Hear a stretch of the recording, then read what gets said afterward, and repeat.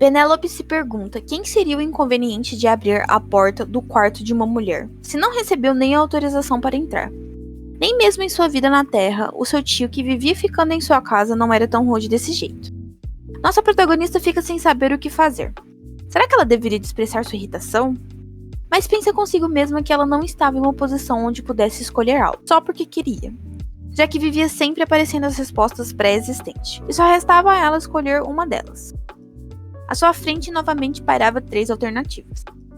A primeira era de jogar as coisas enquanto dizia: "Você quer morrer?" A segunda era: "Diga para ele vir pessoalmente." E a terceira era simplesmente um "bem."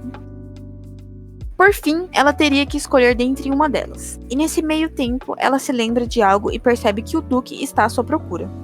O que de certa forma era bom, já que demonstrava interesse da parte dele sobre ela. Com isso, ela poderia ter uma ótima chance no jogo. Nossa protagonista se volta para o passado em sua vida na Terra e se recorda de ter ficado muito feliz por passar em um exame difícil. Mas que ao ir expressar sua felicidade para seu pai, ele simplesmente a menosprezou, não dando a mínima atenção para ela. Ela ainda pede para que ele a deixe ir morar sozinha para ter sua independência. Seu pai apenas disse que era para ela se preparar para o que ela estava tanto querendo, de uma forma bem maldosa. E no fim, a única coisa que ela entendeu de tudo que viveu era que é inútil você buscar afeto ou atenção de pessoas que só te tratam pior do que elas tratariam até mesmo um animal de estimação. Acompanhada com o mordomo que foi em seu quarto mais cedo, Penélope, no percurso até o escritório do Duque, vê que os funcionários do palácio fofocam entre si, e olhando para ela com olhares de desprezo, o que não incomoda nossa protagonista, pois ela já vinha de um ambiente tão hostil quanto esse. E chegando ao escritório do Duque, o senhor que estava com ela bate a porta notificando sua chegada, e revelando ser o chefe dos mordomos. O Duque autoriza a entrada dos dois. Penélope vê o Duque em sua mesa e faz uma reverência, e logo aparece as suas alternativas de fala. Número 1. Por que você pediu para vir? Número 2. Por favor, seja rápido. Terceiro. Olhar sem dizer uma palavra. Ela escolhe a primeira alternativa, e pergunta a ele o porquê de ter chamado ela ali. O Duque responde dizendo que ouviu sobre uma comoção, e novamente as escolhas flutuam à sua frente. Número 1. Isso não é da conta do Duque. Número 2. Você provavelmente esperava uma comoção. E terceiro, é tudo culpa daquela empregada estúpida. Penélope vê as opções à sua frente e lamenta por ela não se assemelhar mais com a filha do Duque. Talvez assim ela teria mais a misericórdia dele.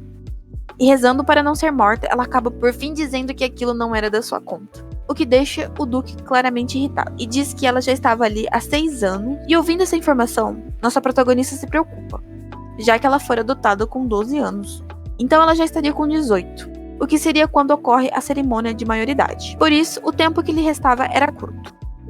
O Duque atira de seus pensamentos, dizendo que as pessoas que eram permitidas viverem ali teriam de provar ser dignas disso, mas ela não provou nenhum valor depois que foi adotada. O Duque até mesmo ignorava as suas extravagâncias, mas à frente de Penélope chegava as respostas automáticas. Número 1. Você vai me expulsar de casa? Número 2. Eu não fiz nada de errado. E terceiro, ajoelhe-se. É tudo culpa minha, pai. E sem nem pensar 2 vezes, ela escolhe se ajoelhar e pedir desculpas. E nesse momento, ela se recorda de quando ainda jogava o jogo na Terra. E ele lhe proporcionava algumas ferramentas de escolhas diferentes. E testando essa opção, Penélope chama por seu pai. E o Duque fica em choque ao escutar isso. E na frente de Penélope só tinha a opção de apagar ou continuar com essa ação. Agora, nossa personagem poderia escolher em desativar as respostas automáticas. Isso trazia outra perspectiva de jogo para ela, e então escolhe seguir sem as restrições, acreditando fortemente que seria isso que a levaria para a vitória. E de certa forma, por hora, estava funcionando, porque agora ela tinha o controle total de suas falas. E com essa nova situação, Penélope se põe a dizer que lamentava muito o que tinha acontecido, enquanto estava em sua liberdade condicional. Isso era por conta de sua negligência com seus serventes. Então, ela iria refletir profundamente sobre isso durante o seu tempo livre, deixando o Duque sem palavras com sua resposta. Penélope sabia que de manhã ela não teve nenhuma culpa, mas para sobreviver aqui, ela não poderia ser teimosa ou arrogante. Teria que seguir com uma boa estratégia e se curvar agora para poder amenizar a situação. E entendido isso, Penélope pede o perdão de seu pai e diz que se ele a der oportunidade, até a cerimônia de sua maioridade, ela iria provar o seu valor. O Duque diz que entende o que ela está dizendo e reforça que a palavra de um Eckhart valia muito e não era para ela se esquecer do que disse. Penélope consente e agradece seu pai. Já fora do escritório do Duque, nossa protagonista comemora sua primeira vitória. Ela não sabia ao certo como que isso impactará no jogo, mas ele não era um alvo para seu match, o que faz ser grata por estar viva. Só que uma voz a tira de sua conversação consigo mesma, e era o seu meio-irmão, Derek. Ele chega já estando explícito que sua afinidade estava em 0%, e vai dizendo para ela que tinha dito para a mesma viver uma vida como uma pessoa morta, e que agora estava totalmente desamparada de criados, já que Emily, que servia por 10 anos na casa, tinha que ser mandada embora por conta do que aconteceu. Em meio às acusações de seu irmão, ela pensa que não foi culpa dela, e sim de seu outro irmão. Afinal, ela mal estava sobrevivendo naquela hora, pois estava comendo uma comida estragada. Mas era melhor ela não dizer nada, já que a afinidade dele estava nula. Se descer para o negativo, aí sim, definitivamente, ela estaria morta. Penélope pensa no que fazer e decide depender um pouco do sistema do jogo. E na sua frente estão as 3 alternativas que ela tinha para interagir com seu irmão. Número 1. Você deve ter uma relação muito boa com ela, hein? Segundo, ela foi chutada para fora porque mereceu. E terceiro, encarar ele. Vendo as escolhas, rapidinho nossa protagonista desiste de seguir elas e desliga o sistema apavorado com as respostas ousadas. Mas sem tempo para o seu desespero, seu irmão a chama dizendo que ela nem mesmo sequer se incomodava de ouvir ele. Mas Penélope se vira para ele e se curva, pedindo desculpa por causar toda aquela comoção. Nossa protagonista fica triste, porque se recorda que na sua vida passada ela também era acusada de forma injusta e tinha sempre que se desculpar, mas não era o momento de recordar tais sensações. E Penélope finaliza dizendo que ele estava certo. Ela não sabia o seu lugar e sentia muito por isso. Nossa protagonista pensa que quantas vezes teve que se humilhar para poder sobreviver, mas infelizmente era só o que ela tinha que fazer, o que era muito parecido com seu eu anterior. Só que ela faria qualquer coisa para poder vencer, afinal era um jogo custando a sua vida. Penélope diz que não precisa despedir a empregada, já que tudo foi culpa dela, e que a partir de agora ela iria tentar ao máximo viver quieta, e que até já implorou perdão para o seu pai, agora há pouco. Então, por favor, que ele também a perdoe. Seu irmão diz que apenas dessa vez ele irá perdoar a ela, mas que seria a última vez que iria tolerar sua arrogância. Penélope se curva mais uma vez e se põe a lembrar de que estava morrendo de fome, já que não comeu nada graças aos eventos de manhã cedo. E sabendo de sua fraqueza, ela logo se coloca para sair para resolver essa situação, mas sente uma tontura. E seu irmão a ampara apegando para não cair. E ele comenta com ela que de manhã cedo ela tinha comido alimento estragado, que talvez não seria melhor chamar um médico. Nossa protagonista fica surpresa. No entanto, com essa informação, ela sabia que ele estava ciente do que aconteceu. E mesmo assim, ele veio a culpar da situação. Então, provavelmente, se ela não tivesse se humilhado para pedir desculpas, ela poderia estar morta agora mesmo. E tendo noção disso, Penélope logo responde que está tudo bem, que ela não queria quebrar sua promessa que fez mais cedo, de não dar mais trabalho para ele. Então, ele não precisaria se incomodar. Finalizando a conversa, ela pede licença e vai embora do local. Penélope sabia da chance de ser morta, então ela logo parte do local, para poder ficar sozinha. Seu irmão, que ficou para trás, se recorda de uma conversa com Reynolds, pois Penélope não chamava o Duque de pai há muito tempo. Imagine então chamar eles de irmãos, e ele se põe a pensar nela, mas logo se retira e vai embora também. Penélope, agora em seu quarto, respira aliviada, porque ainda estava viva, e pensa que ter perdido muito tempo de sua vida naquele jogo não tinha sido inútil no fim das contas, já que com as aventuras e experiências anteriores, ela sabia que Derek não gostava de ser chamado de irmão por ela, e a escolha dela de chamar ele de jovem mestre foi ótima, já que toda vez que o chamava de irmão, sua afinidade caía, levando ela a incontáveis mortes. E justamente por conta disso, muito provavelmente. Então, ele a odiava muito, até mais que seu irmão na Terra. Penélope diz para si mesma que precisa comer algo, mas logo a sua visão vai se fechando, e ela cai ao sono, mesmo não tendo se passado nem a metade do dia.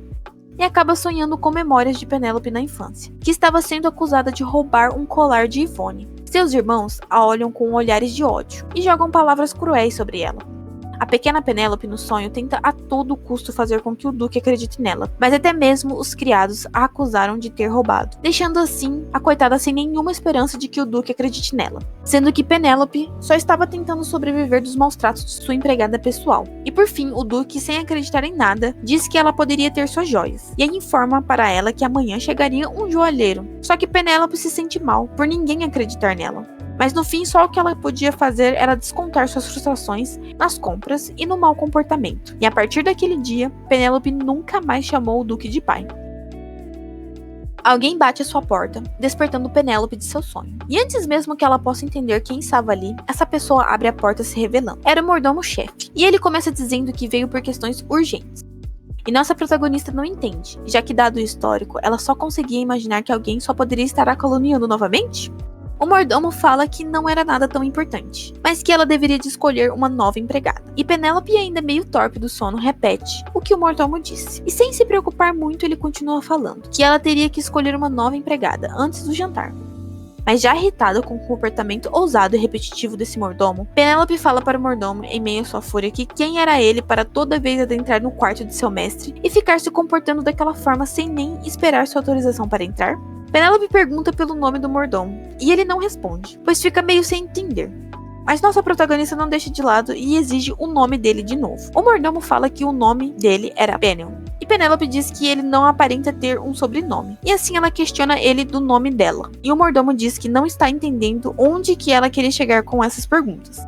Mas rispidamente, Penélope diz para ele responder sua pergunta, e o mordomo assim o faz, dizendo que ela era Penélope Eckhart. E ela confirma com o que ele diz. E sim, eu sou Penélope Eckhart, a nobre, e completa que ela nunca tinha visto um comum, especialmente um sem nome, ousar entrar num quarto de um nobre, a seu bel prazer. Ou seja, teria algo especial em você, mordomo? Questiona Penélope. O mordomo se assusta com a fala de sua lady. E como ela poderia dizer aquilo sobre ele? Só que Penélope, já sem paciência, sabendo muito bem que ele estava sendo desrespeitoso, o repreende. Afinal, tudo teria que ser explicado para que ele passasse a entender o seu lugar de servente.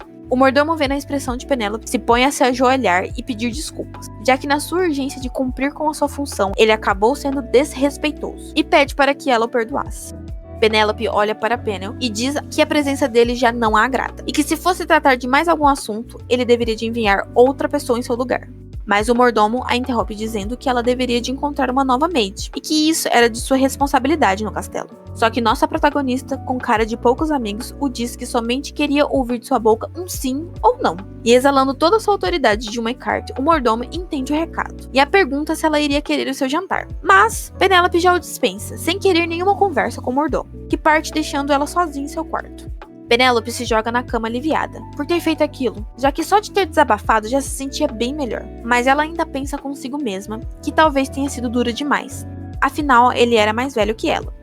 E não acredita que ele iria levar suas reclamações ao duque, nem mesmo seria punido por somente ser um pouco mais dura com o mordomo. E aí, gostou da narrativa de hoje? Se sim, deixe seu like. Se não, diga nos comentários o que te desagradou. E se inscreva no canal para não perder as próximas atualizações. Tchau!